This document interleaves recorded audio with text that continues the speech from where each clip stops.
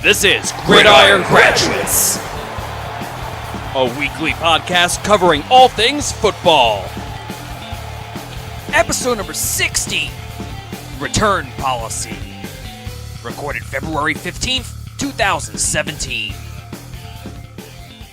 What's going on, all my brothers and sisters out there in football world? Bill Rossetti, Ian Wharton hitting you guys back up with another edition of GG.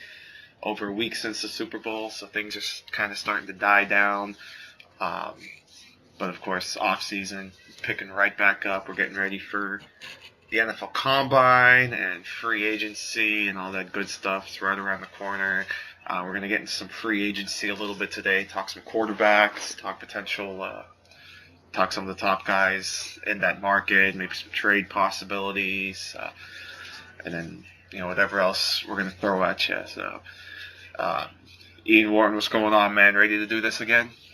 Oh, for sure, dude. For sure. We're almost at the NBA All-Star break, which for us does not mean anything, as NBA guys get ready for the dunk contest, three-point contest, and All-Star game. They're going to be taking some time off, hanging out, having fun. But we're busy, man. We're busy on this podcast. We're scouting players. We're looking at free agent fits. So, we don't have an all-star break, but that's coming up here after April. Yeah, definitely. Once the draft is over, we'll, probably do like we did last year, maybe take a little bit of a break. But obviously that's a long ways away. We got a lot of good stuff coming up. Got some good guests lined up coming up in the next few weeks and months. So, we're really excited to bring you guys some more good stuff, and we appreciate you making us at least one of your podcast choices. I know there's a lot of other great ones. I know, for example, like John Ledyard and Luke Easterling just took over the Locked On NFL Draft Pod, and they're doing a fantastic job there.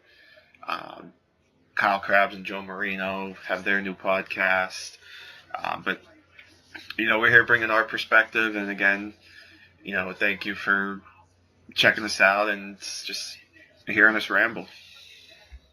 Yeah, for sure, man. Always appreciate people listening in and giving us feedback and reviews, and appreciate all the support.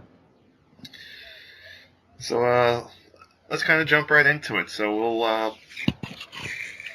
we'll look at free agency here. We'll start with the quarterbacks here, and looking at some of these lists, I believe we're both looking at the same article now. We're looking at the top 10 list here on Bleacher Report from, I believe, Ken Fahey wrote this article about a week ago, listing his top free agent quarterbacks. So we'll kind of talk about that and give our thoughts. So obviously it's as usual, as it's been the last couple of years. The free agent market, as far as quarterbacks go, is not very good. Unless, of course, the Bills decide not to pick up the option of Tyrod Taylor. If they don't, then obviously he becomes arguably the best quarterback, or probably not even arguably. I think you could pretty well make a case that he would be the best quarterback on the free agent market.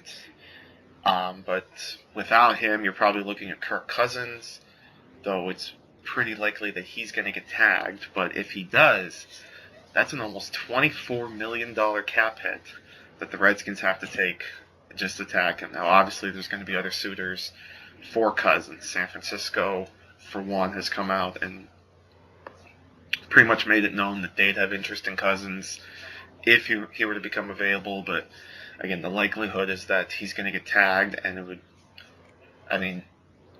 that still leaves open the chance that he would move to a different team. But as you guys know, it takes a lot at that point to pry a player away once he does get the franchise tag. And then after Cousins, it's very, very slim pickings.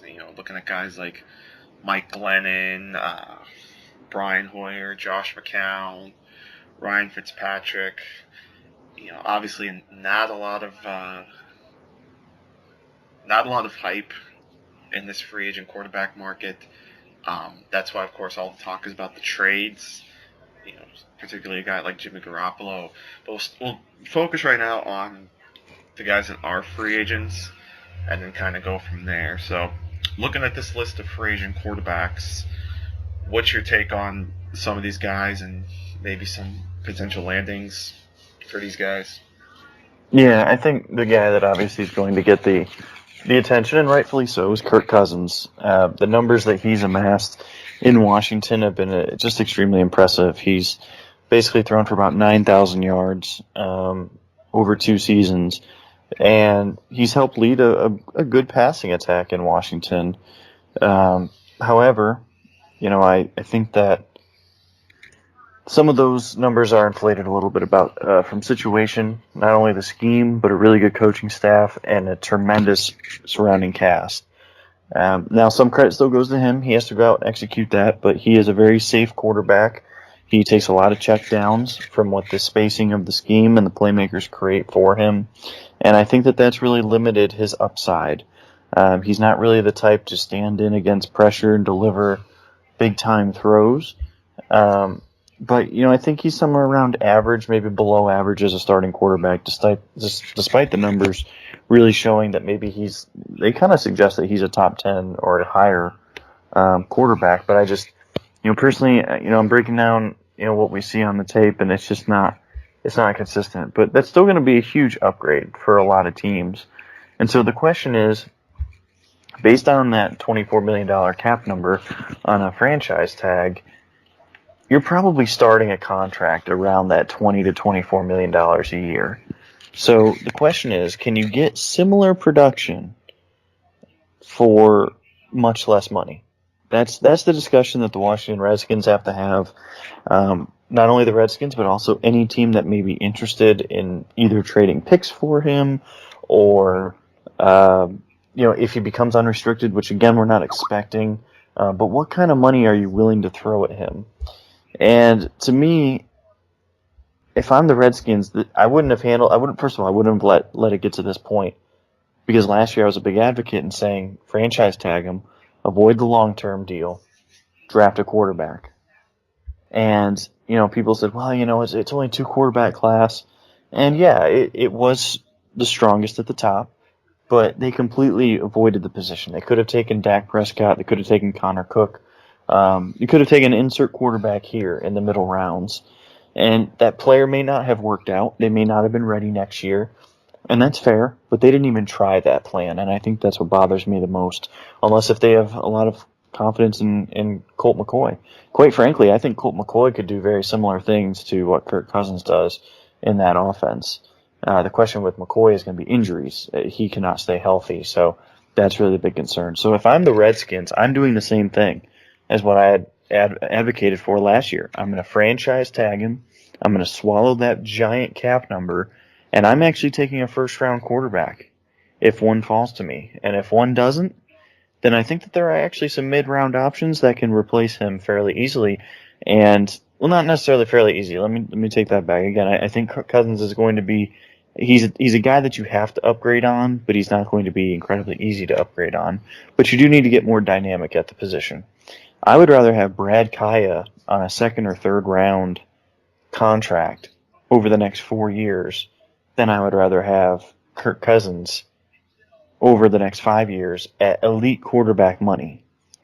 And again, that's nothing against Cousins. It's just I don't believe in paying an average or so quarterback that much money when the rest of your team, is kind of needing upgrades. It's not like this team is well set for the future. They've got some other major playmakers as free agents. So Cousins is going to be the big one. If I'm the teams that have been linked to him, like the Browns, the 49ers, this is a guy that's going to be 29 years old this fall. And that's not old, but in football terms, it is older. And people say, well, he can play another 10 years. No, he can't. Okay. Tom Brady can play another 10 years. Drew Brees can play another, couple years up until he's 39. But average quarterbacks don't play until they're 39. Average quarterbacks play until they're 35. And so you're looking at maybe 1, maybe 2 more contracts for him. And you don't know. You don't know that what he will do without elite playmakers all around him. Can you imagine him going from that surrounding cast going to San Francisco with that surrounding cast? I mean, that's setting up failure for Kyle Shanahan, for any of the other teams that have been linked to him, because once you have your quarterback, the clock starts ticking. So it's better to just take a young quarterback, groom that young quarterback into that player. So, I mean, Cousins, again, I think will be back in Washington, but he is a guy that he's going to get a lot of attention, and it deserves a conversation. So that's kind of my piece on him. I know some fans disagree, and they point to the numbers, and that's, yeah, they're fair to have that. It's right, fair to have that opinion on him. But, I mean, when I'm breaking down his film, he's holding them back more than he's creating for them. I think what's going to be interesting for whoever the quarterback is in Washington is that now that Jay Gruden is back calling the plays, you're probably looking at more of a run style again. I think it was when Gruden was calling the plays that guys like Alfred Morris and them had the most success. And then when Sean McVay took over the play calling, that's when it became a little more pass heavy. So there's going to be a little less pressure on the quarterback with McVay now in Los Angeles and Gruden back at the helm. But yeah, I mean, like you said, it's not like Cousins is a world beater, and then I really don't know if he's worth $24 million. Like, that's a huge hit, huge. Yeah. And again, you have Deshaun Jackson is a free agent. Pierre Garçon is a free agent. You cannot afford. It's going to be bad enough if they let one of them go. It would be disastrous if both of them go, because then you're left with Jamison Crowder as your top guy. Now, not that Crowder's bad, but I mean, can you rely on him right now as your top guy? They absolutely have to at least get one of those two back. And so, by franchising, and they may not have a choice but to tag Cousins, but it's going to leave them so limited with everything else that they want to do and all their other needs that they're going to put themselves in a little bit of a bind. But again, it's almost a bind that they have to put themselves in, and they kind of force themselves to be in. So they're going to be a wild card for sure in this offseason, and it's definitely going to start the chain reaction of the quarterback moves, especially again if Taylor stays in Buffalo.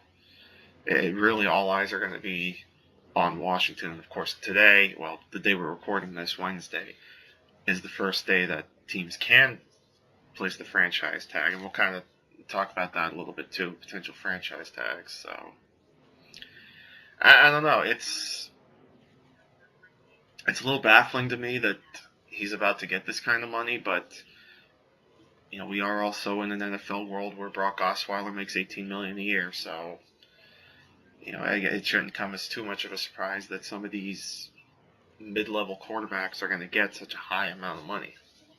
Yeah, absolutely. It is, and it's one of those points. Where's the point of diminishing returns on this? Because eventually, you got to be able to say we're not able to fully stock this roster because we're committing that type of money. But with that type of quarterback, you have to continually invest into your playmakers, and that was really my argument a year ago. And they actually did. They actually did. Kind of put it out there and say, hey, at some point, this, it's coming from the front office to say, hey, this is something that we feel strongly about, that we're not sure, that the this is the best for the team. So, it'd be interesting to see how it plays out for sure.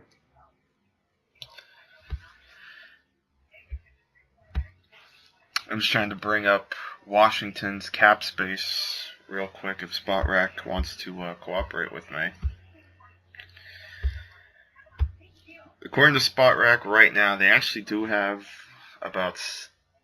will have about $64.5 million in cap space once the top 51 rule goes into effect on March 9th. So you factor in so at this point you might as well say $40 million in cap space, because we're going to factor in the franchise tag for Kirk Cousins, because again, it's bound to happen. So $40 million at least gives them the room to re-sign at least one, if not both, of their top receivers, and then kind of maneuver around there. But going back to the list of quarterbacks, I mean, one of the things that's jumping out at me at this list, when Matt Barkley is your 4th-ranked quarterback, that's when you know it's bad. Yeah. I mean... Yeah, he showed just a little bit last year. But man, like, he showed a little bit for like 2 or 3 games, and then he just imploded on himself. Yeah, the bad extremely outweighed the good. Yeah. In his starts. And that tells you, I mean, looking at the list, Mike Glennon is number 2. I'll admit, I was a bit of a fan of Mike Glennon when he first came out, and I thought he had a chance to start, before the whole Jameis Winston. I thought Glennon was not a bad quarterback, and then of course he became a little bit of a trade talk. Now he's a free agent, so maybe on a cheap deal, someone goes after him. But you look at the rest of the list. You got Hoyer, you got Barkley. It just blows my mind. Case Keenum at 5. It just blows my mind how poor these free agent classes are, and you couple that with the fact that people say that this is a quote-unquote down year for quarterbacks in the draft as well. I mean, what do you do? If you're one of those teams at the top, do you make the trade for Jimmy Garoppolo? What do you do in a year like this? Yeah, and like I think that's definitely the big question here is, what exactly is the plan here if Cousins is off the market, because you mentioned it, you got Mike Glennon listed as the number 2, and I think Glennon's a very, very low end type starter who can barely do the basics of a functional offense. I don't think that's someone that you want to rely on long term. You mentioned Hoyer, Matt Barkley. These guys aren't. I think the only guy maybe worth trying is Geno Smith, just because we just haven't seen much of him. But I wouldn't enter next year with him as my starting quarterback, like undisputed. Like if I'm picking him up, I'm trying to draft a quarterback either in the 1st or 2nd round too. Right. So you've got to have those contingency plans in order, or else you could really be in trouble. Because once you get into and again, it really reflects poorly on the coaching staff. If you simply don't prepare better than that, the coaching staff and the front office may not have a job, too long after that. So it'll be interesting to see. But I think Jimmy Garoppolo, that's going to be the hot name. Everyone's expecting Jimmy Garoppolo to get some crazy type deal. Don't forget though, he's going to have to get a new contract too. Mm-hmm. So you're going to play him for 1 year, and then you're going to be playing either the franchise tag game with him, or you're going to be handing him $20 million a year. And make no mistake, I mean, that's the market. That's the market for an average quarterback now. So, maybe you're lucky and you get him for 18 a year. Regardless, you're paying a ton of money for him. That's why there's no way he's going to be moved for a 1st-round pick, in my opinion. From everything I've gathered and from what makes sense, it's one of those things where 2 things check out. I think he's going to get a 2nd-round pick, a high 2nd-round pick. It's going to be the 49ers, Bears, or Browns. It'll be one of the top of the 2nd-round picks, and then either another day 2 pick in 2018, or like a conditional 3rd-round pick this year. I should say compensatory pick this year, or 4th-round pick, or something like that, or maybe even like a swap of picks, like maybe a 2, a 4, and then a swap of 2nd-round picks next year, or something. Mm-hmm. So it's going to bring modest value. And here's the thing: we hear about AJ McCarron, we've heard about Mike Glennon for years. Now it's Jimmy Garoppolo. I understand the need for a quarterback, but quarterbacks do not gain value like the way people like to think. You don't start 2 games and then go from a late 2nd-round value to a 1st-round value when you've also lost 3 years of your contract. Okay, the value in those picks is that you're controlling the cost for 4 to 5 years. There's no value in that pick if it's only a 1-year pick. You're just buying the right to give this guy basically an extended audition. And that doesn't fly. That doesn't work in the NFL like that. So, we saw it for Sam Bradford. That price seemed to be a little bit high, but that was also extenuating circumstances where, Teddy Bridgewater may not be back on the field anytime soon. So, hopefully he is, but we can't bank on that, and obviously they weren't willing to bank on that. So, I think he's going to go. Personally, I think the Bears make a lot of sense. I would probably just take Deshaun Kaiser if I was them, or Deshaun Watson. But I understand, if that front office feels like they need to win in 2017, I understand making that move then. And you brought up a good point too in AJ McCarron, because his name had kind of been floating around as well. It just goes to show you how crazy it can be when it comes to these teams and scrambling for quarterbacks and trying to find someone. If someone's going to, because it'll be really interesting if someone trades for McCarron and makes him a starter. I forget which team I read that seemed like the most linked to him right now. Might have been Cleveland because of the Hugh Jackson connection. Yeah. Which that I could see that. Maybe deal a mid to late round pick to the Bengals, get McCarron, because I'm sure Jackson still really likes him and he can develop him, and you build that talent. You don't have to give up one of those high picks, because at this point too, I think if you're the Browns, you've got to start investing in those high picks. I know they've been stockpiling picks the last couple of years because maybe their analytics tells them to do that. But now we're getting to the point where they've got to start using those high picks and actually hitting on those high picks. Because I think they're in a really good position this offseason. If they can hit on some of their picks, they're going to surprise a lot of people next season. Yeah, I agree with that. You could tell. I'm already telling some people that I think they could win 8 games, and obviously some of those people are coming back and being like, "Are you nuts?" And they're looking like, the Browns, really? It's like, well, if you look at their situation, it's not as bad as you think. No. The cap room they have, 2 picks in the top 12, a fantastic receiver in Terrell Pryor, a decent offensive line, an up-and-coming defense. It may sound weird, but watch for the Cleveland Browns this offseason and into next season. I'm not saying they're going to jump all the way into the playoffs, right? But a improvement around 500. And I mean, because it's not like a jump up like that isn't possible. We just watched the Tennessee Titans go from 2-14 to 9-7 in one season. It can be done.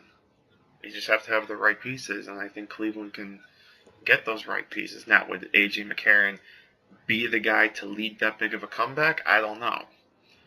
But they sure as hell wouldn't be 1-15 again. Right. And I mean, they lost some of those games, in some really weird fashions too. And that's why, we've kind of talked about before, if they can get a guy like Tyrod Taylor, if they could take Myles Garrett, getting a veteran quarterback before the draft would open up so many possibilities for them. You're able to go defense twice, or maybe you're able to go Myles Garrett, and then if Corey Davis falls to you at 12, you take him, or and really complete that offense. But there's a lot of really good opportunities here for the Browns if they can fill that need, and some of that's not their call. They can't force the Garoppolo trade. If they want to give up a second-round pick for him, okay. I understand. If you think that's your guy, you like him more than the first-round quarterbacks, I understand. I don't personally agree. Going back to my Garoppolo evaluation, nothing's changed in the NFL. We haven't seen enough of him. I don't think there's anything that he's really improved upon. But I do like his skill set. I had a second-round grade on him. I was one of the higher folks on him. I think he can be an average to slightly above average starter with the right supporting cast. I still feel that way. But, looking at this draft class, outside of Deshaun Watson, I'd probably take everyone over him. And Watson, I think he's about the same prospect as Garoppolo was. So, would I rather have Deshaun Watson for 5 years under a controlled rookie cap, or would I rather have Jimmy Garoppolo, for multiple picks and much more money? I mean, I'm probably going to take my chances on the rookie. So, the Browns and the Bears and the 49ers have to ask those important questions. And that's why I think quarterbacks will go high. I think someone will trade for Garoppolo. I'm not sure what will happen with Taylor. I tend to think that they're going to let him go, but him hitting the market and Garoppolo being moved for someone is really going to push some of these other quarterbacks down the board, because I don't know what the Jets are going to do, but I don't know if they're going to sign a quarterback. I feel like they're going to go for a guy like Jay Cutler. I know that there's been reports that they're not interested in him, but I don't know what else they're going to do. Like, that coaching staff also has to win in 2017. So I don't know who else you get except for Tony Romo, or Romo I think makes a lot of sense for them, but Romo or Cutler, I think, or Kaepernick, I guess, are their best options to win next year. And yeah, I'm glad you brought them up, because I completely forgot to talk about them. We have to factor that into the equation as well. Cutler possibly being released, Romo possibly being out there. So let's kind of throw that into the mix. Let's say all three of them, and you touched on it a little bit, obviously. If all three of them were to hit the market, Tyrod Taylor, Tony Romo, and Jay Cutler, now all of a sudden, obviously, it's a different game. Teams don't have to line up now for Kirk Cousins and wait to see if he gets franchised. Now you have a couple of options. You mentioned the Jets and Jay Cutler. The Jets just hired, I believe it was the Jets, just hired one of Cutler's former coaches from Denver. They were together in Denver. Now he's with the Jets. Did I get that right? I think that's what I saw. Yeah. Okay. Yeah, I believe I saw that as well.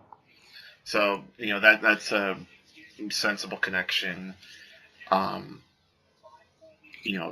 Romo, Denver was always a talking point as a possible landing spot. I could see that. It's not like Trevor Siemian was all that great last season. Yeah. If Denver can, and Denver's obviously one of those teams that are in a win now mode. A lot of teams like to say they're a quarterback away. Well, I think Denver can say they're one of those teams. I think if they can find improvement on the quarterback, and they've kind of mentioned that they want to. I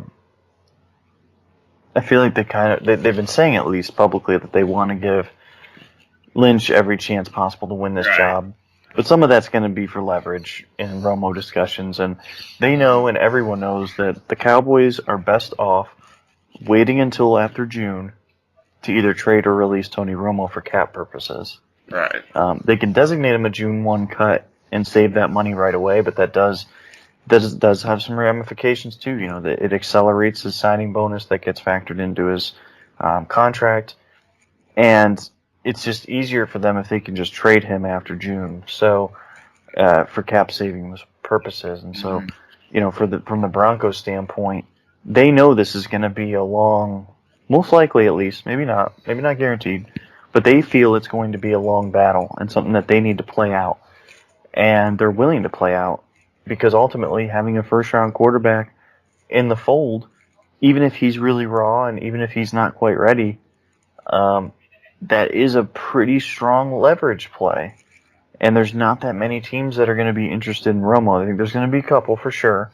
But they're willing to take that bet. And I think it's a fairly strong bet. But then again, you could argue they overplayed their hand last year with Kaepernick.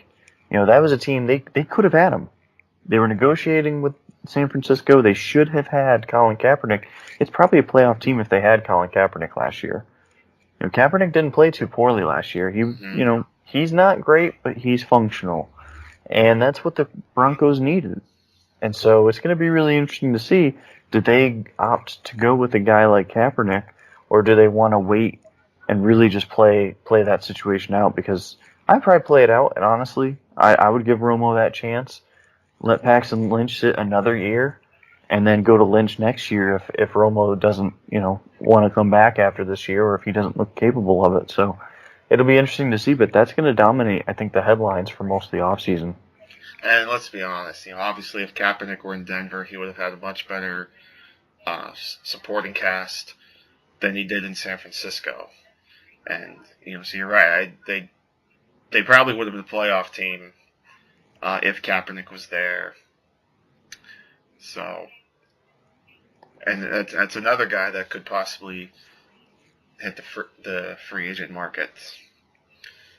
But at least if Kaepernick doesn't, hey, Blaine Gabbert's there, and we all know how good Blaine Gabbert did last season. Yeah, right. I mean, Gabbert's a guy that gets mentioned in the top 10 free agents too. Yeah, so, he was on this list. Yep. So it's a pretty terrible situation if you're trying to find a free agent quarterback right now. Yes, I mean, obviously, a lot of factors at play here. I'll be really curious how it plays out.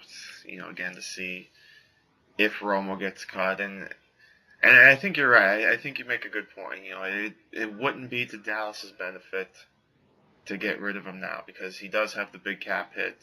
At least if they wait and trade him, like you brought up, at least it saves them money with the, being post June 1st, and they can ship the rest of the cap hit to the team they're trading him to. If they cut him, it all falls on them. So, Dallas obviously has a little bit of leverage here, especially if they keep him in the training camp. Wait for a team to, I mean, you never want to see injuries happen, but obviously injuries can happen at any time. Look at Week 16 last season. The Raiders lost Derek Carr. The Titans lost Marcus Mariota on the same day. So if something like that happens in training camp, well, here's Dallas sitting with Tony Romo, or here's San Francisco sitting with Colin Kaepernick. Actually, no, I take that back, because I think by that point Kaepernick will probably be cut, because I think he has some guarantees that'll kick in, long before we hit the summer. So so you're probably going to see a decision on Kaepernick sooner rather than later. But as far as Romo goes, Dallas can probably drag this on as long as they want. That being said, they, you want to find, if you can find a suitable trade partner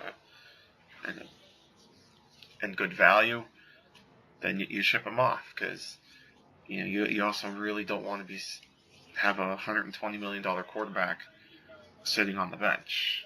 Yeah, I think it's obviously in Dallas's best interest to move Tony Romo at some point. It doesn't have to be right away, but at some point you're probably gonna want to move him. Yeah. Give him a chance to start, because I think even he doesn't want to ride the bench. He knows that he doesn't have much time left. He wants to give it one more go.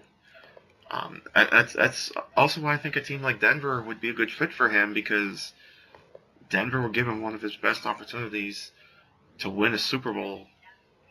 Before he retires, which could be very soon with all of his injuries.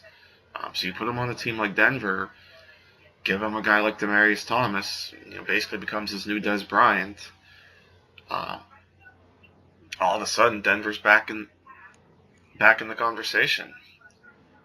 Even in a loaded AFC West, I think they would definitely instantly become one of the favorites if they were to get Tony Romo. Now, what do you give up for him? Do you give up, probably a mid-round pick, I would think. Yeah. For something like that, I think you have to think it's absolutely worth it, knowing that the Super Bowl could be within reach if you make this move and everything pans out. Yeah, and I mean, obviously the injury factors are just tremendously concerning. And so, some folks aren't going to want to take that risk, and I understand that. And look, if you can get a guy like Tyrod Taylor, if you can get a guy, that doesn't have that same history, then, yeah, absolutely, maybe you should investigate them.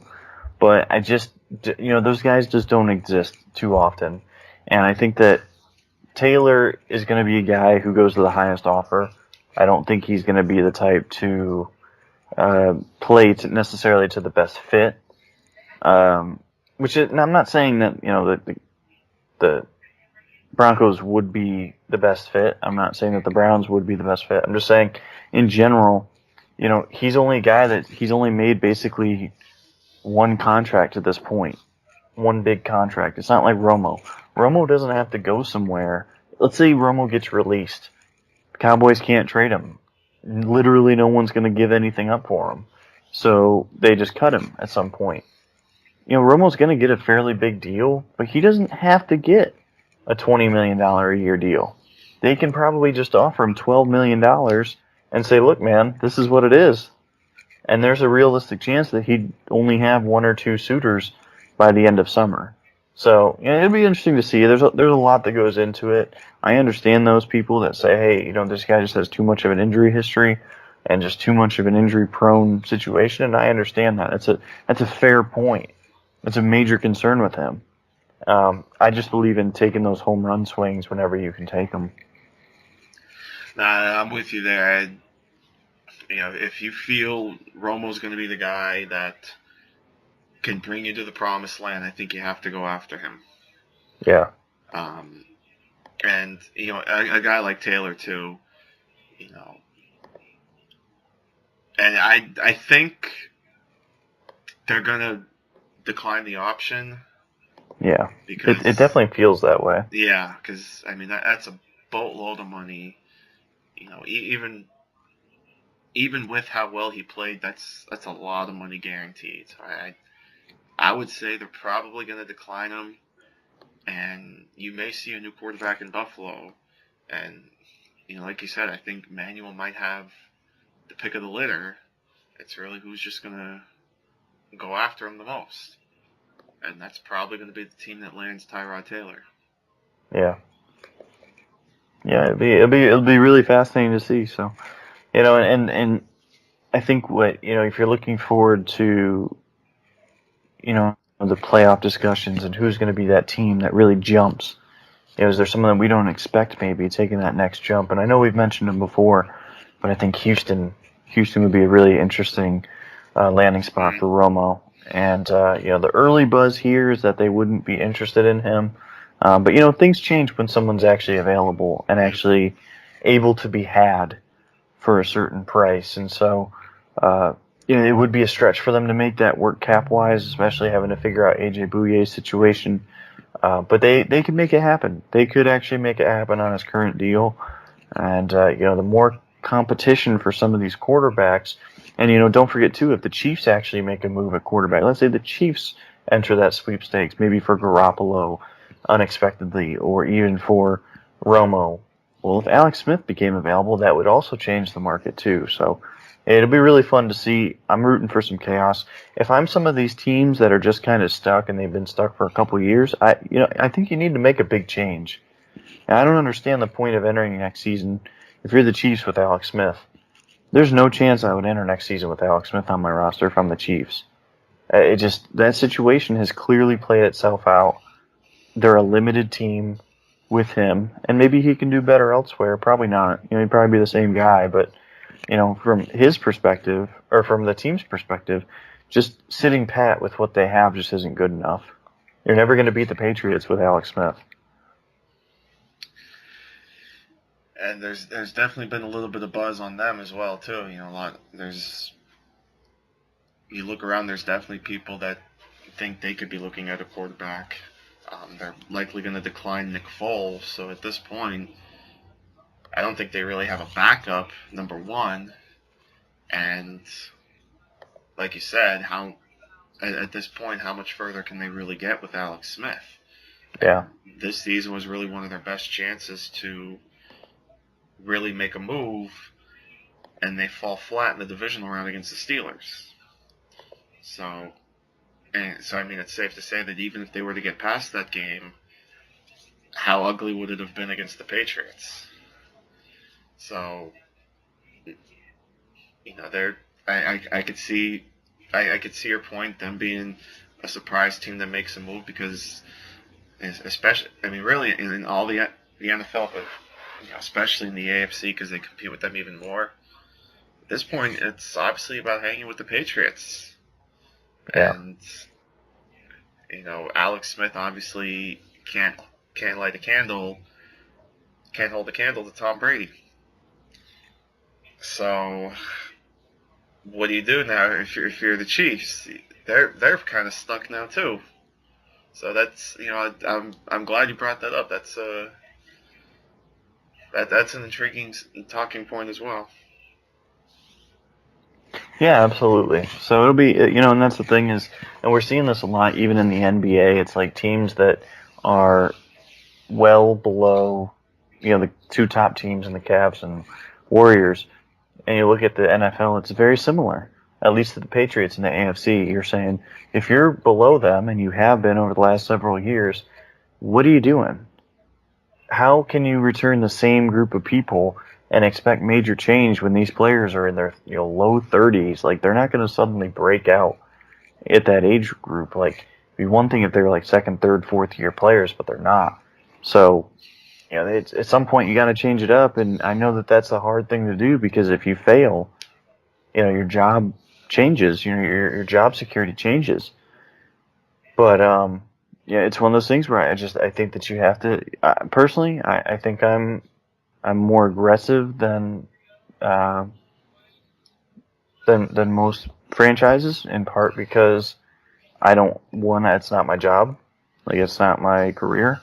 But I always said I want to win my way, or I want to lose my way. Mm-hmm. That's not saying that I'm not going to learn from my mistakes, because I definitely try to. But I think that if you're at least aggressive, and you can say that you gave it your 100% to winning every year, then if you fail, at least you can be like, hey, you know what? I didn't do it right, and hopefully I'll learn from my mistakes. But I'd rather do it that way than just play it safe. One more. We'll break away from free agency real quick. One last thing I want to touch on was sticking with quarterbacks. I found this note pretty interesting today. So the Combine list of invites was announced today, so we know the players that are going. And Chad Kelly, the quarterback of Ole Miss, was originally supposed to go to the Combine, had his invite, and apparently had his invite rescinded. Because actually, if you look at the list of quarterbacks and like the numbers they wear, it's because they just go like alphabetically with the jerseys they wear on the field. QB5, and I believe it was Mike Loico that I saw tweeted a picture of the list, so credit to him. QB5 is actually blank. So I mean, we obviously don't know what happened, but I just find that pretty interesting that he had an invite and apparently had it taken away, or I don't know what happened, but so a bit of a tough break there for Chad Kelly. I mean, he had the injury obviously, and that's why he couldn't participate in the Senior Bowl. But is the injury still that bad that he wasn't able to participate in the combine? Is that why he got the invite taken away? I don't know, but to me, that's just that was an interesting story from today. Yeah, for sure. And I am not at all a fan of of um, of Chad Kelly. I don't like him on the field. I really can't stand him off the field. Everything that we know about him, and if I'm a team, I have absolutely no interest in him, and I would stay as far away as possible. Quarterbacks don't act the way that he acts. I just I think that they are, generally speaking, the leader of the team, and your team tends to take away from take the characterization and the personality of the quarterback and the head coach, and that's not the type of team I want with his type of attitude. So, maybe he grows up, maybe he matures eventually. But I'd not be, I'm not willing to take that bet for anything more than a late round pick. Plus, factor in the torn ACL. Plus, factor in exactly how much he has to change his mechanics and improve his consistency on the field. There's a lot of work there to be done. So I think he's a major project. I know people are fans of his. They think he's a first round pick. But I'll tell you what, that's definitely not where I'm at. It'll be real interesting to see what happens there. So with that, I think we'll kind of wrap things up. I think that was a real good quarterback talk. A lot of good info there. Yeah, and it'll be the buzz throughout the off season, talking quarterbacks, and I know we've touched on a lot of these guys before, but it is kind of important as things get updated and rumors come out to talk about that, and we'll continue to move on to other positions too. But I agree, man. Like try to get the view of the landscape as is, and just try to encapsulate it. I think we did a nice job. Yeah, for sure.